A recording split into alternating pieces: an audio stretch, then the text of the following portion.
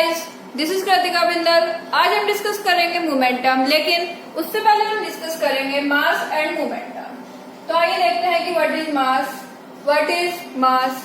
Mass is the quantity of matter in an object. Mass is the quantity of matter in an object. Mass है क्या?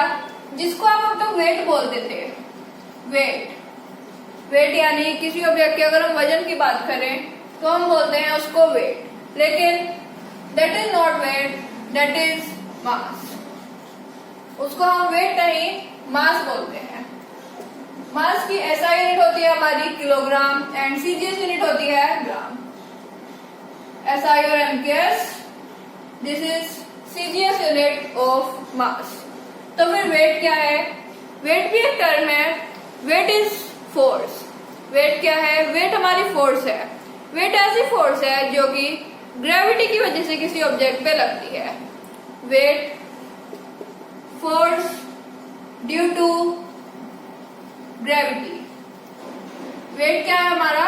Wait है force due to gravity, यानी किसी object पे gravity की वजह से जो फोर्स एक्सर्ट होती है उसको हम बोलते हैं weight. That is weight. That is weight. Weight को हम डिनोट करते हैं, अगर शॉर्ट में लिखना जाए, डब्ल्यू टी। वेट की भी हमारी SI unit same as force.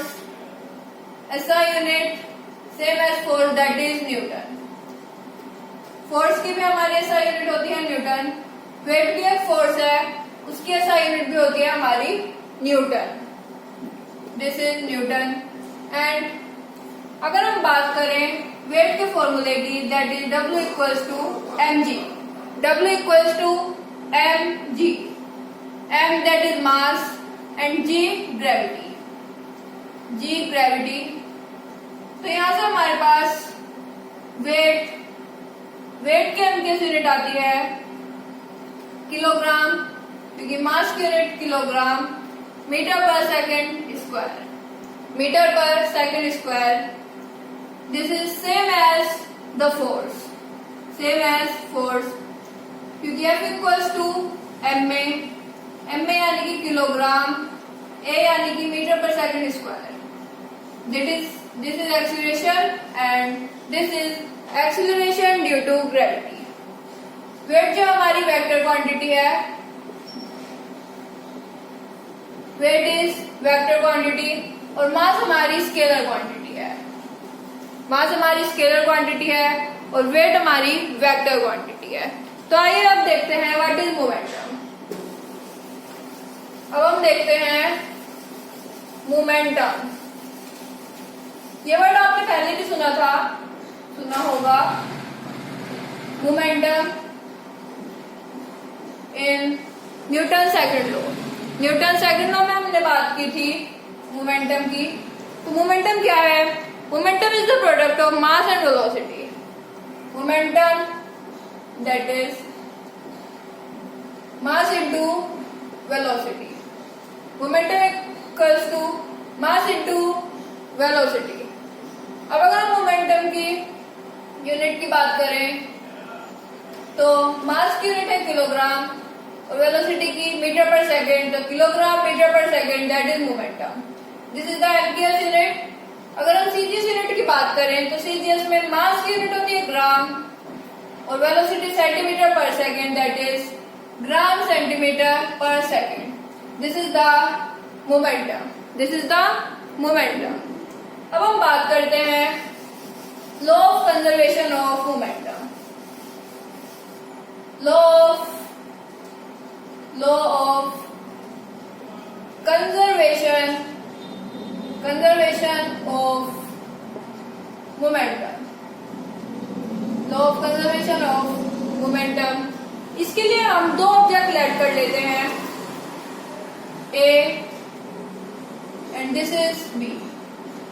ये दो ऑब्जेक्ट मूव कर रहे हैं with different velocities. This is u1 and this is u2।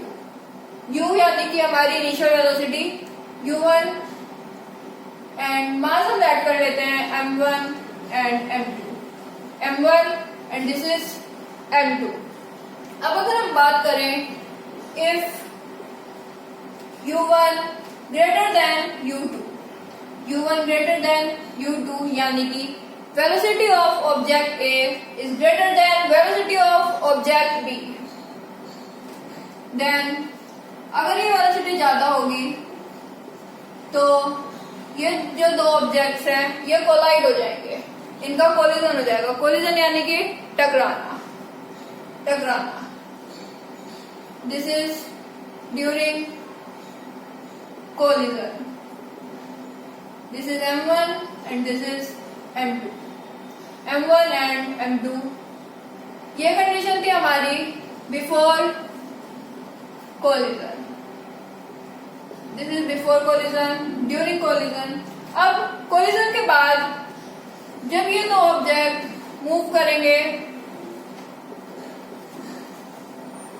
v1 and this is v2, this is the final velocity of object A and this is the final velocity of object B, this is v1 and this is v2, m1 and m2। क्योंकि collision के बाद ये दो किसी different velocity से move करेंगे which is not equal to u1 and u2। अब अगर हम बात करें यहाँ पे कंजर्वेशन ऑफ मोमेंटम की, कंजर्वेशन ऑफ मोमेंटम। जो हमारा law of conservation of momentum है वो कहता है the momentum after collision, momentum of the object after collision and before collision is equal, यानी कि जो हमारा मोमेंटम है आफ्टर कोलिजन भी सेम होगा बिफोर कोलिजन, यानी कि after collision before collision momentum जो है वो इक्वल होगा। That is momentum is conserved. तो आइए देखते हैं कि कैसे होगा। अब हम केसेस बना लेते हैं। अभी हमने बात की u1 m1, b u2 m2। This is before collision. This is the case before collision. A, B, M1, M2, and this is the during collision. अब हम बात करते हैं आफ्टर कोलिजन, यानी कि v1, this is m1, b, v2 and this is m2. This is after collision। अब हम बात कर रहे हैं यहाँ पे मोमेंटम की, हम बात कर रहे हैं यहाँ पे मोमेंटम की P इक्वल्स टू mv। अब जब यहाँ पे हमारा कोलिजन होगा यानी कि ड्यूरिंग कोलिजन, तो बोथ ऑब्जेक्ट्स यानी कि both objects A and B एक दूसरे पे फोर्स एक्सर्ट करेंगे। एक फोर्स एक्सर्ट होगी FAB एंड FBA। FAB यानी कि force exert by object A on object B, by object A on B, और FBA यानी कि force exerted by object B on object A, on object A। ये force यहाँ पे exert होगी during collision, जिसकी वजह से यहाँ पे फाइनल वेलोसिटी हमारे पास आएगी v1 and v2, v1 and v2। अब अगर हम इन दो फोर्सेस की बात करें तो हमने थर्ड लॉ ऑफ मोशन में पढ़ा था action equals to reaction, action equals to reaction, यानी कि जो फोर्स हमारी एक्शन जिसको हम ऐड कर रहे हैं वो रिएक्शन की इक्वल होगी। तो हमने वहां पे पूरा स्टेटमेंट बोला था in third law of motion, हमने बोला था the force exerted is equal and opposite, equal and opposite forces की वहां पे हमने बात की थी Newton's third law of motion. Newton's third law of motion में हमने बोला था to every action there is an equal and opposite reaction, equal FAB equals to FBA। Due to opposite यहाँ पे हम माइनस साइन लेके चलेंगे। तो आइए अब इसको सॉल्व करते हैं। FAB equals to opposite direction में जिससे माइनस आया है FBA। अब फोर्स का फॉर्मूला हमने पढ़ रखा है m में, फोर्स इक्वल्स टू m में and a equals to v minus u by t, v minus u by t। तो आइए सॉल्व करते हैं। एफ ए बी यानी कि force exerted by A on object B, m1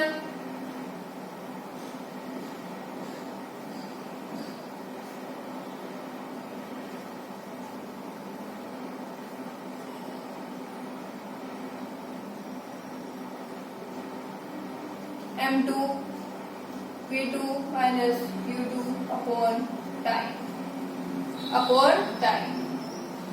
अगर हम अंदर इंटू करते हैं m1 v1 minus m2 m1 u1 upon t equals to, this is minus, तो हम इसको डबल ब्रैकेट में ले लेते हैं, m2 v2 minus m2 u2 upon t, t से t cancel, m1 v1 minus m1 u1 equals to, this is the minus, तो m2 v2 minus का इफेक्ट अंदर पड़ेगा तो minus minus plus m2 u2, ये हमारा आ गया। अब m1 v1 plus m2 v2, m1 v1 plus m2 v2 equals to m1 u1 को हम इधर लेके गए plus m2 u2, this is, यानी कि हम लिख सकते हैं m1 u1 plus m2 u2 equals to m1 v1 plus m2 v2, mv that is the momentum before collision is equals to momentum after collision, that is momentum is conserved। Law of conservation में momentum हमने यहाँ पे proof किया, जो कि यही बोलता है कि momentum before collision is equal to momentum after collision, this is proved. ये फॉर्मूला आपको न्यूमेरिकल्स में भी यूज होगा, So guys, this chapter is completed. Thanks for watching and keep supporting.